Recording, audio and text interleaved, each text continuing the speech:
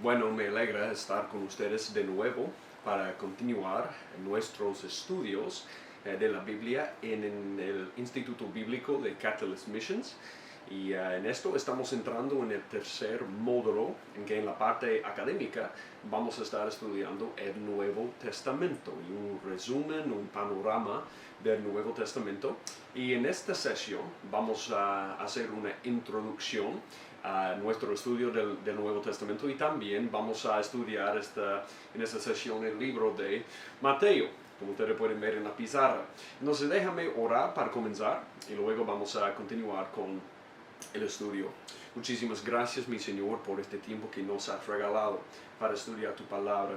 Yo te pido que sea provechoso, mi Señor, para cada persona que va a ver este video, mi Señor, que sea para ellos, mi Señor, útil para entrenarlos más en tu palabra, para que ellos puedan multiplicar tu palabra en su contexto y más allá de su contexto, para la gloria de Dios en los lugares no alcanzados.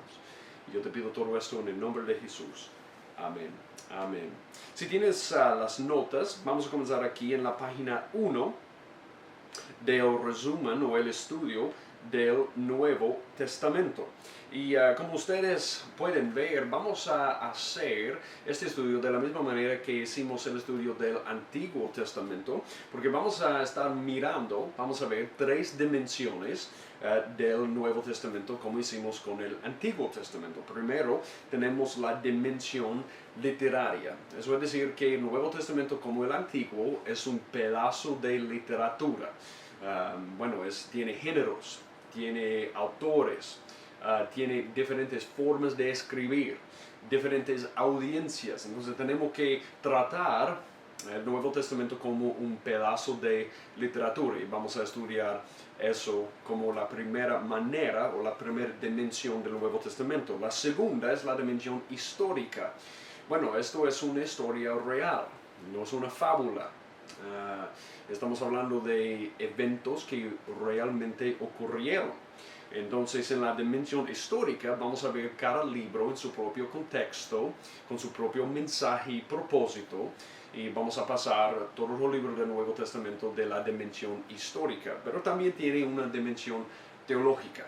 Y en la dimensión teológica, realmente lo que estamos preguntando, nos estamos preguntando, es ¿qué nos enseña cada libro y el Nuevo Testamento entero como Dios, o lo que nos enseña acerca de Dios y cómo debemos relacionarnos a Él, que nos enseña sobre la humanidad, que nos enseña sobre el pecado y sobre la salvación, que nos enseña cristológicamente?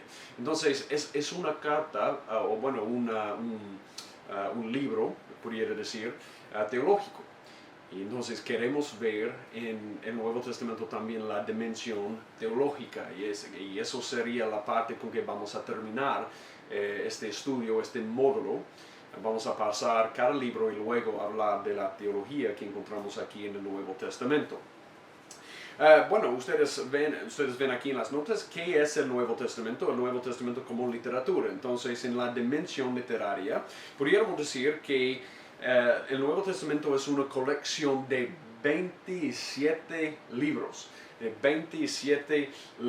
Y yo quiero recordarles de que el Nuevo Testamento, por un proceso de canonización, la palabra canon significa una medida, es decir, los 27 libros que tenemos pasaron el proceso de canonización, pasaron ciertos requisitos que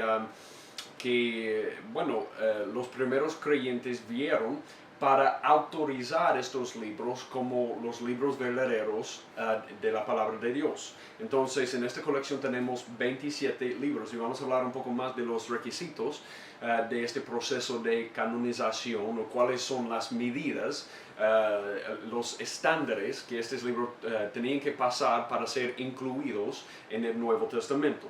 Escritos por un autor divino y 9 autores humanos. Y yo simplemente quiero recordarles de algo en cuanto al Nuevo Testamento. Cuando estamos hablando del Nuevo Testamento, estamos hablando de un libro inspirado por Dios. Yo sé que probablemente ustedes están de acuerdo con eso. Pero simplemente para darles un recordatorio de eso o para enfatizar la importancia de eso, yo quiero recordarles de unos pasajes en el Nuevo Testamento que nos enseña sobre la inspiración verbal plenaria del Nuevo Testamento. Y probablemente el pasaje más importante es lo que encontramos aquí en 2 de Pedro 1, 19 a 21, que dice: y así tenemos la palabra profética más segura, a la cual hacéis bien en prestar atención como a una lámpara que brilla en el lugar oscuro hasta que el día despunte y el lucero de la mañana aparezca en vuestros corazones. Pero ante todo saber esto, que ninguna profecía de la Escritura es asunto de interpretación personal, pues ninguna profecía fue dada jamás por un acto de voluntad humana, sino que hombres inspirados por el Espíritu Santo hablaron de parte de Dios. Es decir, que Dios, a pesar del hecho que había 9 autores humanos que escribieron el Nuevo Testamento, fue Dios a través de ellos escribiendo y hablando de parte de Dios. Y la manera en que esto sucedió se puede encontrar en Juan 14, cuando Jesús dijo a sus apóstoles esto. Él dice, pero Juan 14, 26, el Consolador, el Espíritu Santo, a quien el Padre enviará en mi nombre, Él os enseñará todas las cosas, y mire esto, y os recordará todo lo que os he dicho. Es decir, la manera en que ellos recordaron para escribir lo que Jesús les había enseñado es que el Espíritu Santo les recordó de eso, o se acordó de eso.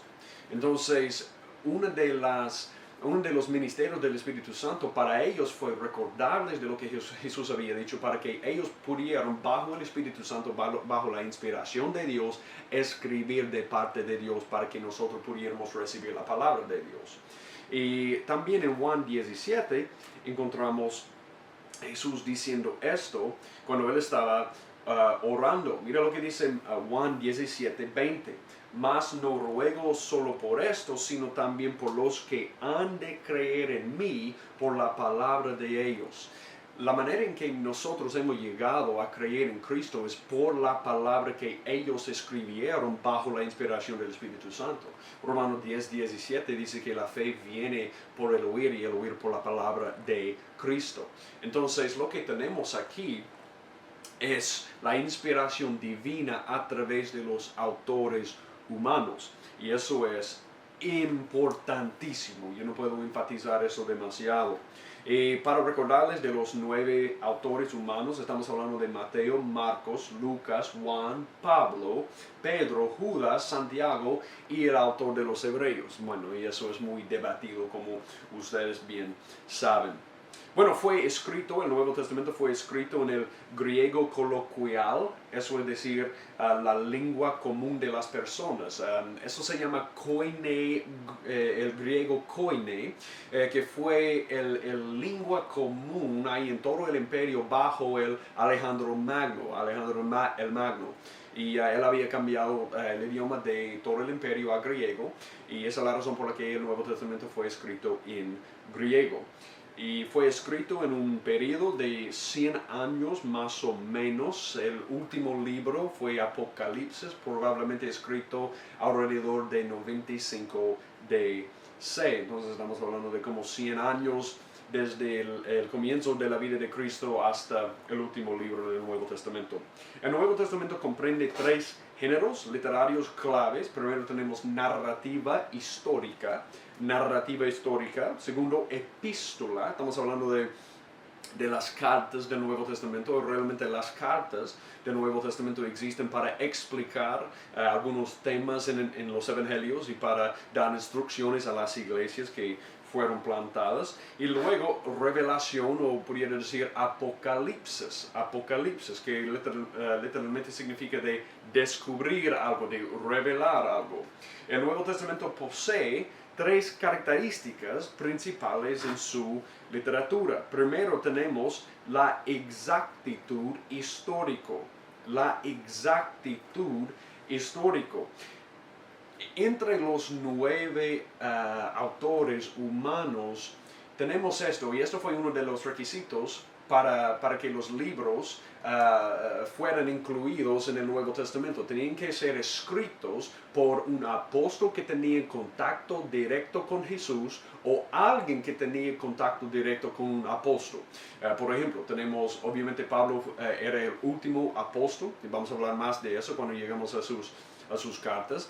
Tú tienes Juan, que era apóstol de Jesús, Mateo también, pero tú tienes otros que no, como Marcos y Lucas.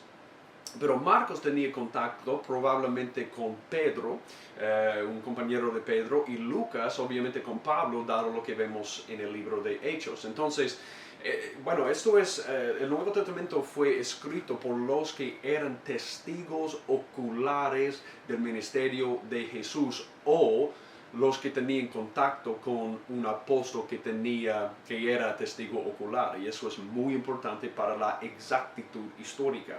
También tenemos la autenticidad textual,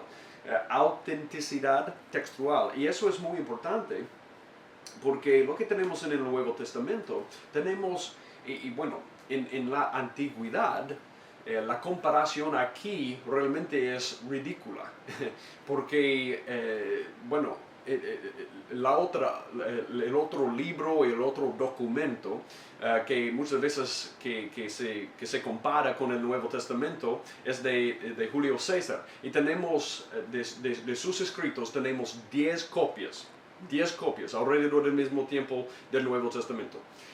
El Nuevo Testamento, los manuscritos que tenemos, que podemos acceder hoy día, tenemos más que 5,000 manuscritos, y tenemos un alto porcentaje de precisión entre los manuscritos. Bueno, imagínate, históricamente el otro documento es lo más cerca a la cantidad de los manuscritos del Nuevo Testamento que tenemos es de Julio César, y solo tenemos 10 copias de su manuscrito. Pero para el Nuevo Testamento Dios ha preservado más que 5,000 manuscritos que hoy día podemos acceder en diferentes partes del mundo, y ellos tienen una precisión muy alta entre los manuscritos, y eso es muy importante para poder confiar en la Biblia que tenemos hoy día. Bueno, también tiene la autoridad divina. Hay muchas personas que dicen que, bueno, la iglesia hizo el Nuevo Testamento. No, es al revés. El Nuevo Testamento hizo la iglesia, porque esta es la palabra divina para la iglesia de Jesucristo hoy día. Entonces, bueno, en el primer siglo y ahora en el mundo moderno. Entonces, ¿dónde y cuándo ocurrieron los eventos del Nuevo Testamento? El Nuevo Testamento como historia. Bueno, yo quiero recordarles que bueno, el Nuevo Testamento comienza después del periodo intertestamentario o intertestamental. Tenemos diferentes naciones que habían surgido, que se habían levantado. Tenemos, por ejemplo, el gobierno persa, y luego el gobierno griego, y luego el periodo macabeico. Estamos hablando de como 100 años en que los judíos, bueno, más o menos hicieron una revuelta contra el gobierno griego, y ellos reinaron por como 100 años, y luego tenemos el periodo romano en que el general Pompeyo invadió y derrotó a los judíos, y bueno, por causa de eso tomó control de Palestina. Y por eso tenemos el periodo romano, comenzando en 63 AC hasta, o bueno, a lo largo de ese punto y adelante, a lo largo del Nuevo Testamento. Y bueno, una de las cosas más importantes de entender es que los romanos en 70 DC destruyeron el templo judío. Y eso es muy importante. Y esto es un evento bastante importante en el Nuevo Testamento para entender el contexto en que los autores están escribiendo a su audiencia. Y vamos a ver eso en el primer libro de Mateo, que es la destrucción del templo fue un evento bastante importante en la vida de los judíos. Y solo para recuerden esto, yo no sé si ustedes recuerdan cuando discutimos Daniel 2. y la estatua de Nabucodonosor con los diferentes materiales que representaban diferentes naciones. Pero vemos la exactitud de esa visión y la interpretación que Daniel le dio, porque tenemos aquí las diferentes naciones que surgieron después.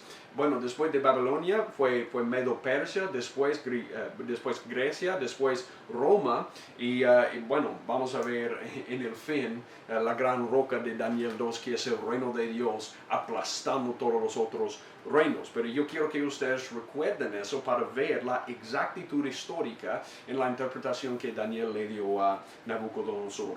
La cronología del Nuevo Testamento, la vida de Cristo comienza entre el año 4 y 6 AC. El libro de Apocalipsis está escrito del final bueno, cerca del final del primer siglo. De nuevo estamos hablando de como 95 DC. 95 DC. La puntualidad del Nuevo Testamento, y esto es muy importante para nosotros entender, fue el momento teológicamente correcto. El momento teológicamente correcto. La razón por la que yo digo esto es que los judíos en este punto se habían alejado de la idolatría en que ellos se habían metido durante el periodo de los profetas. Ustedes recuerdan estudiando los profetas, vez tras vez tras vez. Los judíos se metieron en la idolatría y por eso fueron castigados por Dios. Pero ahora ellos se habían alejado de eso de gran manera. Habían construido sinagogas y bueno, escuelas. Bueno, esos eran las sinagogas en que Pablo entró en sus jornadas misioneras. Ellos se habían alejado de la idolatría y también habían completado el Antiguo Testamento y estaban esperando la llegada de su Mesías, de una palabra de Dios después de 400 años de silencio en este periodo intertestamentario. Entonces, teológicamente es el punto correcto, el momento correcto para la llegada del verbo de Dios. Pero también es el momento religiosamente correcto, teológicamente correcto, religiosamente correcto y el momento culturalmente correcto. Bueno, ya hemos mencionado a Alejandro el Magno, él cambió el idioma de todo el imperio a griego. Entonces ahora en el imperio griego y bajo el imperio romano aún había un idioma. Entonces eso significa que los autores del Nuevo Testamento pudieran escribir cada carta en el mismo lenguaje, pudieran repartir las cartas a cualquier lado y eso hubiera sido entendible para cualquier persona. ¡Wow! ¡Qué ventaja! Por eso fue el momento culturalmente correcto, porque ahora la palabra de Dios pudiera ser extendido, esparcido a cualquier lado en un solo idioma. Y también fue el momento políticamente correcto, porque había una cosa que se llama la Pax Romana, que es decir, no habían guerras ahora. Los romanos para los judíos, bajo el imperio romano, los romanos habían construido calles a cada ciudad, eso es decir, fue más fácil viajar. Entonces, para los cristianos del primer siglo, ellos tenían la capacidad de ir a todos los lugares con el Evangelio después de que Cristo había vivido perfectamente, había muerto en lugar de los pecadores, había ascendido y había enviado su Espíritu Santo, y ahora los creyentes podían ir a cualquier lugar con el Evangelio por causa de la paz, Pax Romana, la paz, no habían guerras, y también por ese sistema de calles. Entonces, cuando Gálatas 4 nos dice esto sobre este momento correcto, dice esto en Gálatas 4, 4 a 5, pero cuando vino la plenitud de tiempo. Yo creo que eso significa la plenitud del tiempo de forma religiosa, de forma política, de forma cultural, de forma teológica. Eso fue la plenitud de tiempo que Dios había ordenado. Él había hecho muchas cosas para preparar el mundo hasta ahora. En el momento preciso Él envió su Hijo. Pero cuando vino la plenitud del tiempo, Dios envió su Hijo, nacido de mujer, nacido bajo la ley, a fin de que redimiera a los que estaban bajo la ley, para que recibiéramos la adopción como hijos. Entonces, eso es, el Nuevo Testamento llegó al punto preciso y correcto, la puntualidad del Nuevo Testamento. Entonces, ahora vamos a entrar en la sección aquí para comenzar a estudiar no solamente la dimensión literaria, pero la dimensión histórica, para ver cada libro en su propio contexto. Tenemos 3 divisiones, estamos en la página 4, tenemos 3 divisiones primordiales: la historia del Nuevo Testamento, cerca del 60% del Nuevo Testamento, los primeros 5 libros, desde Mateo hasta los Hechos; las cartas del Nuevo Testamento, después los siguientes 21 libros, desde Romanos hasta Judas; y la conclusión del Nuevo Testamento, el libro final en Apocalipsis. Y si tú puedes ver aquí, tenemos la historia del Nuevo Testamento, es donde vamos a comenzar. Vamos a estudiar esto antes de llegar a las cartas y luego a Apocalipsis. Y en la historia del Nuevo Testamento tenemos la vida y ministerio de Cristo, que es Mateo a Juan. Y estos fueron escritos con el mismo propósito primordial. Eso es decir, no es una biografía de Jesús, eso es para mostrar cómo Jesús es el Hijo de Dios, el Cristo que ha venido al mundo. Escritos desde diferentes puntos de vista. A pesar del hecho que tenemos los evangelios sinópticos, que significa ver juntos, Mateo, Marcos, Lucas, que son muy parecidos, ellos a la misma vez tienen diferentes puntos de vista que vamos a ver.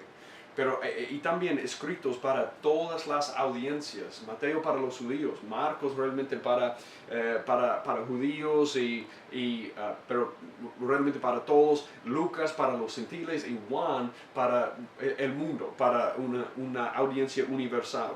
Y después de eso tenemos la vida y ministerio de la iglesia en Hechos. Entonces, primero la vida y ministerio de Cristo, Evangelios, y luego la vida y ministerio de la iglesia en Hechos, que es la segunda parte del Evangelio de Lucas. Bueno, en el tiempo que nos queda en esta lección, yo quiero entrar ahora, dado la introducción que tenemos al Nuevo Testamento, yo quiero entrar en el libro de Mateo, La primera cosa que debemos ver sobre Mateo es que esto fue escrito por Mateo, un recaudador de impuestos, y eso es increíble a mí. El hecho de que Dios, en el primer libro del Nuevo Testamento, quiso usar Mateo, un recaudador de impuestos, dado que los recaudadores de impuestos eran las personas más odiadas en toda la cultura judía. Y Dios le escogió a él para usarlo como un tesoro de su gracia. Y eso es increíble. Entonces, bueno, no hay mucho debate sobre el hecho de que Mateo Leví escribió este libro. Entre los años 70 y 80 DC, inmediatamente después de la destrucción del templo. Y eso es muy importante, porque para los judíos el templo era el centro de su sistema religioso. Y cuando ellos perdieron el templo, ellos habían perdido la esperanza. Y ahora tú tienes Mateo, que realmente está luchando por sus corazones. Él está diciendo, bueno, a pesar del hecho que el templo fue destruido, el rey de los judíos todavía reina, porque el rey de los judíos es Jesús. Y el templo no es este templo físico, es el templo de su cuerpo, y ahora Él nos ha hecho a nosotros el templo. Entonces, él en la desesperación que los judíos estaban experimentando en ese momento por causa de la destrucción del templo, Él les está apuntando a Jesús como el rey que todavía está sobre su trono. Y ese contexto es importantísimo. Iba dirigido a los cristianos judíos, y judíos que tenían una fe puesta en Cristo. Y el tema principal es esto: Jesús es el rey de los judíos. Y esa es la razón por la que este libro comienza con la genealogía de Jesús. Yo no sé si ustedes recuerdan el libro de Ruth, pero hablamos de Ruth y esta historia de esperanza que Dios le dio a esta familia, que realmente fue una imagen, una sombra, un presagio de lo que Dios estaba haciendo en toda la vida de Israel durante el periodo de los jueces, que a pesar de su pecado, Dios todavía estaba preservando la línea de un rey. Y al fin de ese libro de Ruth, lo que vemos es la genealogía de David. el libro de Ruth que tenemos para probar la descendencia de David, para probar que él tiene derecho de ser el rey verdadero sobre Israel. Pero Mateo comienza como terminando, completando la genealogía que comienza aquí en Ruth, mostrando que Jesús es el descendiente verdadero de Abraham y también de David, y que él tiene el derecho de ser el rey sobre todo el universo. Entonces eso es como la compleción de lo que vemos en Ruth. En la vida de Noemí y su familia, eso fue un microcosmo, pudiera decir, bueno, una imagen, un presagio de lo que Dios estaba haciendo en todo Israel en ese momento para salvarles, darles un líder a pesar del pecado y las tinieblas en el periodo de los jueces. Pero lo que Dios estaba haciendo en Israel realmente fue un presagio de lo que Él iba a hacer para todo el mundo. Porque en Cristo tenemos el verdadero rey de Israel, incluso el verdadero rey de todo el universo, y la genealogía prueba eso en Mateo 1. ¡Wow! Increíble. Entonces el tema principal es Jesús, el rey de los judíos. También yo quiero mostrarles algo, si pueden mirar aquí en Mateo 1, yo quiero mostrarles la manera en que este libro comienza y la manera en que este libro termina. Mira aquí Mateo 1:22, mira lo que dice aquí. Todo esto sucedió para que se cumpliera lo que el Señor había hablado por medio del profeta, diciendo: he aquí, la Virgen concebirá y dará a luz un hijo, y le pondrán por nombre Emmanuel, que traducido significa Dios con nosotros. Eso es como el libro comenzó. Jesús es el rey y este rey es Dios con nosotros. Yo quiero que ustedes vean la manera en que termina aquí en Mateo 28, en la gran comisión. Mira lo que dice: y pues 19, hacer discípulos de todas las naciones, bautizándolos en el nombre del Padre, del Hijo y del Espíritu Santo, enseñándoles a guardar todo lo que os he mandado, y he aquí yo estoy con vosotros todos los días hasta el fin del mundo. Dios con nosotros, y ahora Jesús dice: yo estoy con vosotros todos los días, porque yo voy a ser no Dios con ustedes, pero Dios en ustedes por el Espíritu Santo. Qué increíble. Entonces tú puedes ver eso como el comienzo y el fin de ese libro. Y también yo quiero que ustedes vean, es muy importante ver la estructura aquí. Hay 5 bloques de enseñanza, bueno, que tienen diferentes milagros y eventos que acompañan cada bloque, pero los bloques son 5 a 7, 8 a 10 capítulos, 11 a 13, 14 a 18, 19 a 25. Y en esto podemos, bueno, ustedes pueden ver el contenido en las notas de estas diferentes secciones, pero yo quiero recordarles de algo que Jesús dijo aquí en Mateo 5:17, que realmente resume toda la enseñanza del libro, o por lo menos pone toda la enseñanza en su contexto. Es Mateo 5:17, que dice: no penséis que he venido para abolir la ley o los profetas. No he venido para abolir, sino para cumplir. Eso es lo que Jesús vino a hacer. El rey de los judíos, el rey de todo el mundo, Dios con nosotros en el principio y fin. Y todo este libro muestra cómo Jesús vino para cumplir la ley, no para abolir la ley, sino para llenar hasta el borde los requisitos de la ley, para que él pudiera ser por nosotros nuestro rey y Mesías. Simplemente para darles un poco de estas secciones, capítulos 5 a 6, bueno, es la enseñanza más famosa de Jesús. Estamos hablando del Sermón del Monte. Capítulos 8 a 10 tenemos los milagros de Jesús, y luego enseñanza sobre persecución, y en que Él está enviando a los 12 discípulos. Capítulos 11 a 13 hay oposición al ministerio de Jesús, pero tenemos parábolas sobre la naturaleza del reino de Dios. Capítulo 14 a 18 tenemos, bueno, la diferencia entre Jesús y el mundo, pero tenemos la transfiguración, Mateo 17, y Mateo 16, la confesión de Pedro que Jesús es el Cristo. Y luego Jesús enseña sobre la iglesia. Y luego 19 a 25 es la última semana de la vida de Jesús y su enseñanza sobre el escatón, que es a los últimos días. Entonces, esa es una introducción y el libro de Mateo. Y en la próxima sesión vamos a continuar en el libro de Marcos. Amén.